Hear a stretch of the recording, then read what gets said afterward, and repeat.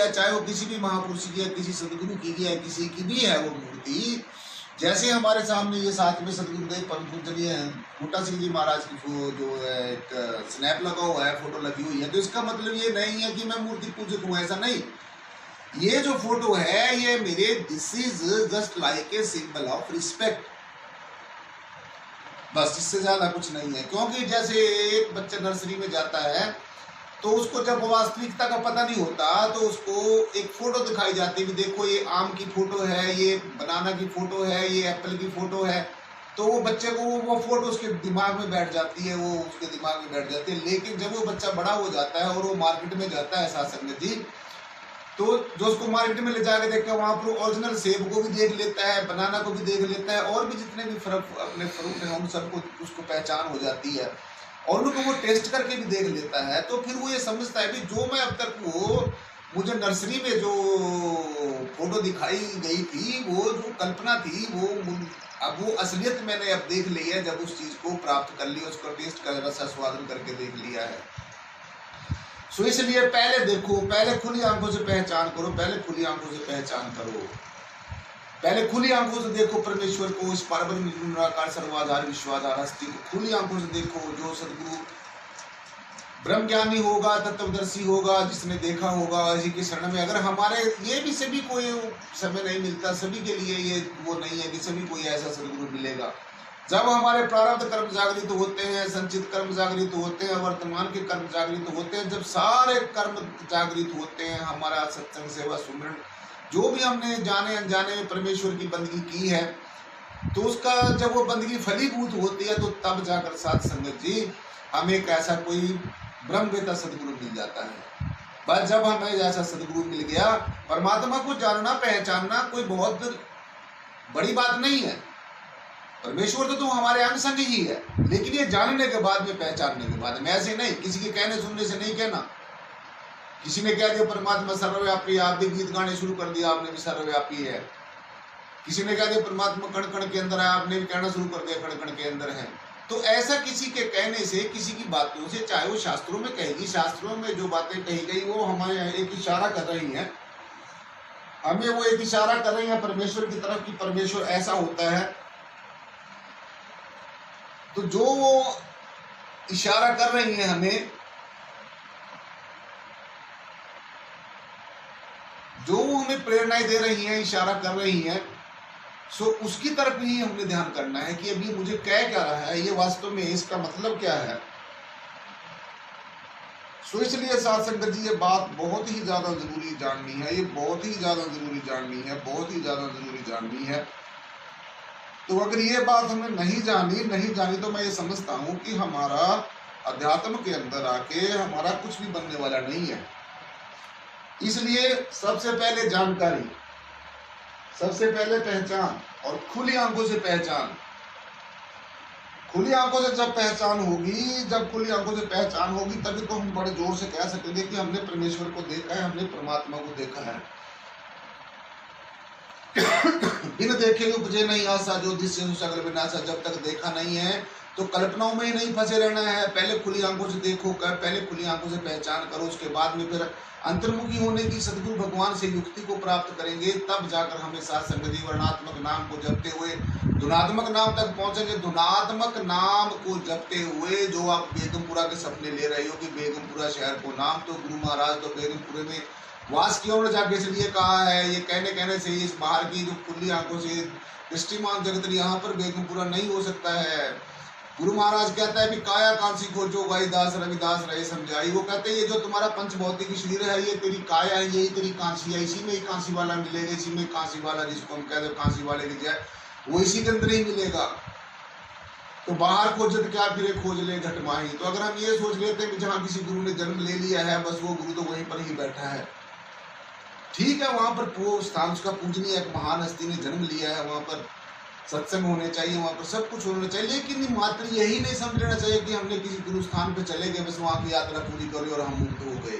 ये तो आपको वहां पर अच्छा सुनने के लिए प्रेरणा मिले, उस प्रेरणा को लेकर अपने जीवन में धारण करिए, फिर इस मार्ग पे चलिए। जब इस मार्ग पे चलोगे तो रास्ते में जब अंतर्मुखी होंगे तो अपने आप पता चल जाएगा। जैसे जब कोई हम यात्रा पर जाते हैं, सीधी सी मिसाल की बात है, कोई ज़्यादा लंबी चौड़ी संस्कृत की बातें नहीं करता, अभी पढ़ने लिखने की बातें नहीं करता, ये सीधी सी मिसाल है। जब हम किसी यात्रा पे जाते हैं, कहीं पर अपने रिश्ते नाते सगे संबंधी को मिलने के लिए साथ संगति हम जाते हैं, तो रास्ते में जब हम 1-2 शहर पार होते हैं तो वहां पर जैसे हरियाणा आ गया, हरियाणा लिखा होगा भी हरियाणा तुम्हारा स्वागत करता है, पंजाब आ गया, पंजाब तुम्हारा स्वागत करता है, अम्बाला आ गया, अम्बाला तुम्हारा स्वागत करता है, कानपुर आ गया, कानपुर तुम्हारा स्वागत करता है। तो जहां जहां पर भी हम जाएंगे वहां पर कुछ ना कुछ हमें ऐसे इंडिकेशंस मिलेंगे जिससे हमें पता चल जाएगा, हमें किसी से पूछने की जरूरत नहीं पड़ेगी। ठीक इसी प्रकार से जब आप अंतर्मुखी होंगे तो अंदर भी हमारे कुछ ऐसे इंडिकेशंस हैं, ऐसी पहचान है जिससे हमें पता चलेगा। लेकिन ये तब पता चलेगा जब साधनों में नहीं फंसे रहना है, इस भौतिकवाद में नहीं फंसे रहना है, पदार्थवाद में नहीं फंसना है, इसको छोड़ना है। बस सब कुछ बस हरि भजन, सब कुछ जो साइड में रखकर अब हरि की बंदगी करनी है, खुदा की बात करनी है, परमेश्वर की बंदगी करनी है। और काज करे कितने ना काम मिल, साध संगत बच के बना, 2 ही बातें काम आने वाली।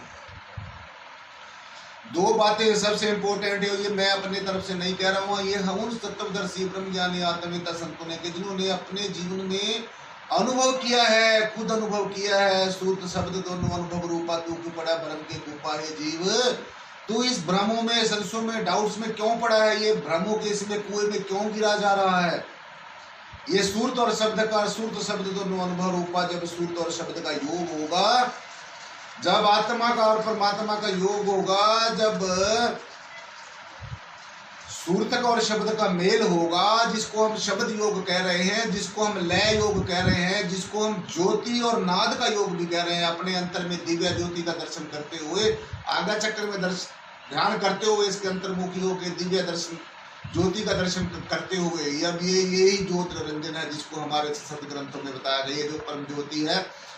ये जो दिव्य ज्योति है, जो अपने आप ही जगमगा रही है, जो अपने आप ही चारों तरफ प्रकाश फैला रही है, साथ संगत जी, ये जो दिव्य ज्योति है, ये महामाया ज्वाला है साथ संगत जी, ये ज्वल ज्वल ज्वल प्रज्वल है, जहाँ पर ये ज्योति ज्वल ज्वल प्रज्वल हो रही है।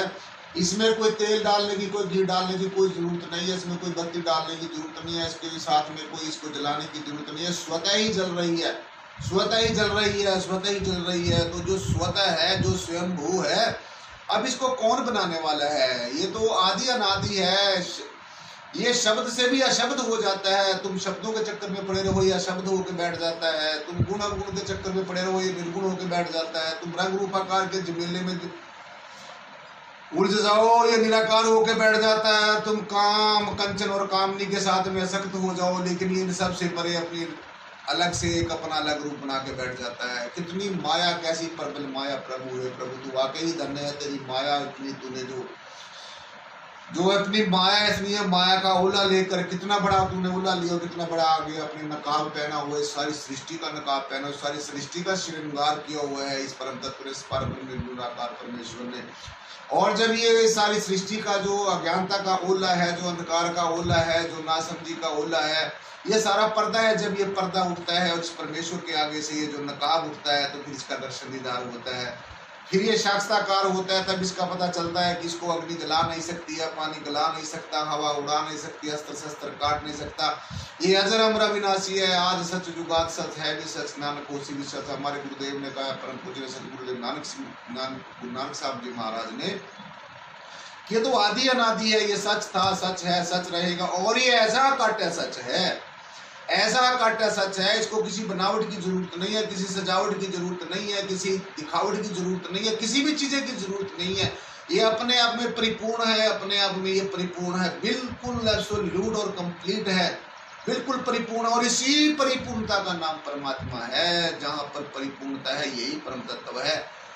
जहां पर आप हो वहीं पर परमात्मा है। तो अगर सब जगह परमेश्वर है, तो जहां पर हम बैठे यहाँ पर भी ये परमेश्वर है, बिल्कुल है, इसमें कोई दो राय नहीं है। निसंकोच मैं ये समझ सकता हूँ और ये मैं कह सकता हूँ कि यहाँ पर भी मेरे अंश परमेश्वर का जो है, परमेश्वर मुझे चारों तरफ दिखाई देता है। तो आपको भी अगर ऐसे परमेश्वर चारों तरफ दिखाई देना शुरू हो जाए, तो आज का जो ये वातावरण है, जो साथ संगत जी देखो, आज धर्मों के नाम के ऊपर कितने लूट खसूट हो रही है, जातियों के नाम के ऊपर कितने झगड़े हो रहे हैं, कितने कलेश हो रहे हैं, हर रोज आप देखते हैं। और